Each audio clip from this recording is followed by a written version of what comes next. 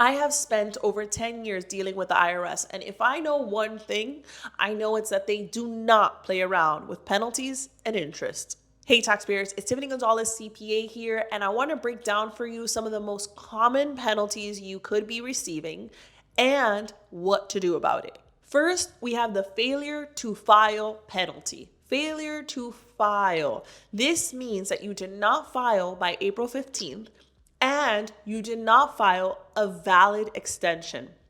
Okay? You are required to file your tax return by a certain date, period, and stop. If you don't have an extension, there is nothing available to you as a remedy other than something happening to you during that time.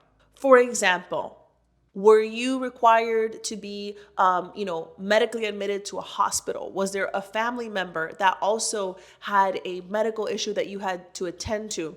Are there doctor's notes, hospital admission records that you could provide? Did somebody pass away? There has to be an extenuating circumstance as to why by April 15th you either did not file your tax return or a valid extension.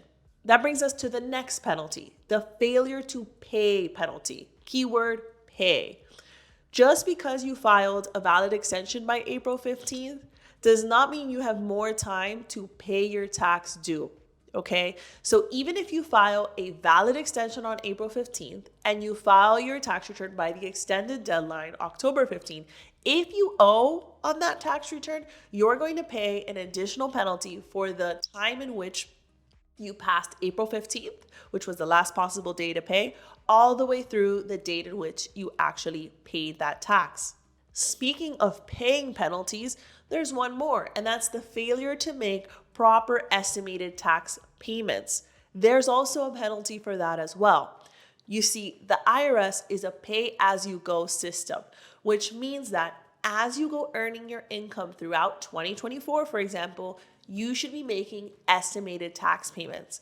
And if you don't, based on the income you earned in the prior year, a calculation is performed to see how much this penalty would be.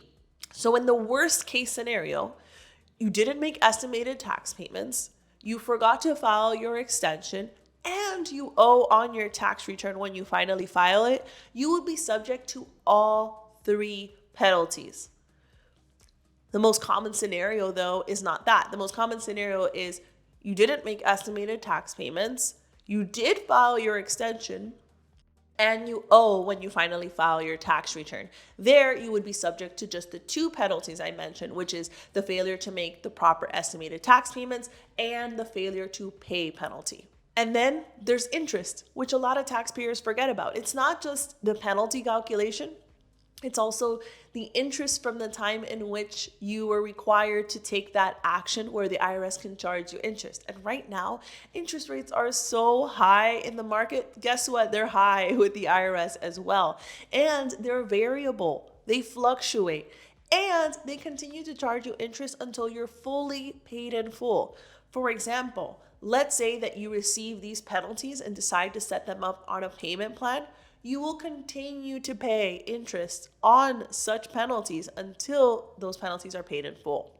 So the biggest, most burning question everybody has is, how can I dispute the penalty? How can I get rid of it? The IRS is looking for extenuating circumstances. These are circumstances beyond your control. You must demonstrate a opportunity or possibility where you tried to comply with the tax law, but these circumstances got in the way.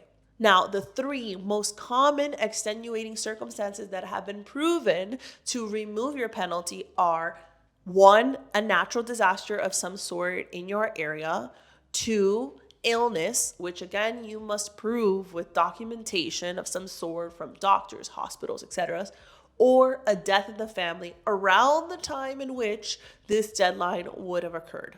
Now, usually the process to get any penalty abated would be to reply to the notice that you received of the penalty with a letter and all of your supporting documentation.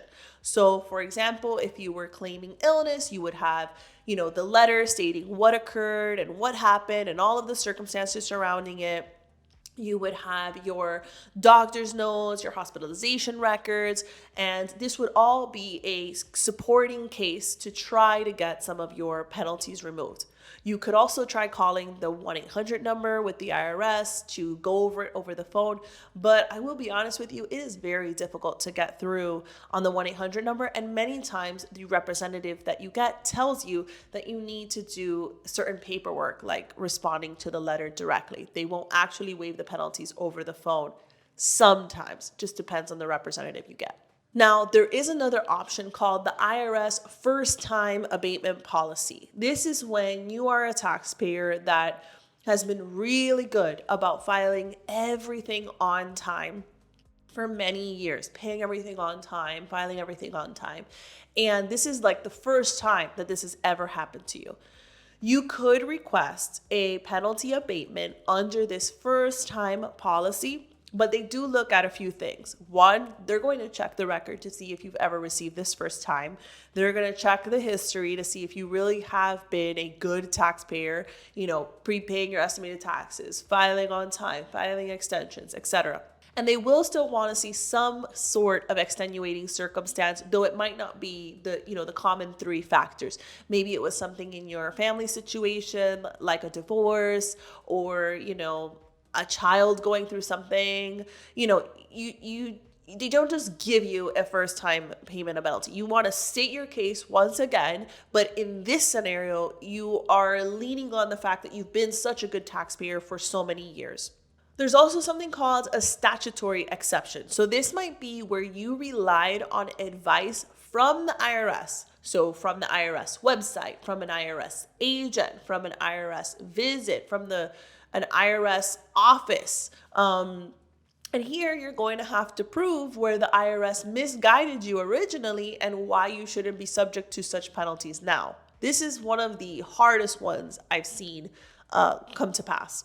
So what happens if the IRS denies your penalty abatement request? You do have a Hail Mary.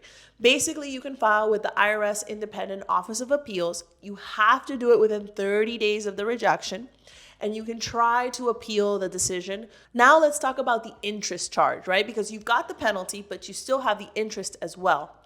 The IRS is only going to remove the interest if they caused any unnecessary delay. If the penalty is removed, the interest along with that penalty is also removed, but the interest that you owe on, let's say, the balance you owed for your taxes is still going to accrue. So what do I mean by that? For example, let's say that you've been charged a failure to pay penalty on $10,000 of tax owed. So you've got a penalty, I'm going to make up a number, $2,000 penalty. You've also got interest added of around $300 related to the penalty. You also have another $200 of interest on the $10,000 of tax you owe. If you're successful enough and you get your $2,000 penalty waived, awesome. The interest related to that penalty will also be waived, but the interest related to owing $10,000 is not going anywhere. To get that removed, you would need to file Form 843, and you'd have to prove that there's some sort of delay in, processing on the IRS side of why this interest occurred. That is one of the hardest things I've seen to get removed. Interest owed on tax owed.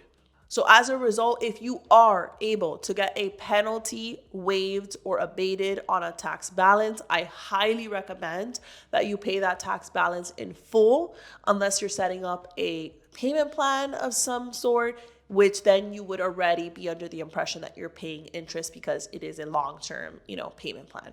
I hope you gained some valuable insight on why you may have received a penalty and maybe some actions or next steps you can take to try to get it removed. While you're at it, hit the like button, subscribe to our YouTube channel, and follow us on LinkedIn, Instagram, and Facebook at Accounting to Scale. Until the next video, your favorite CPA, Tiffany Gonzalez.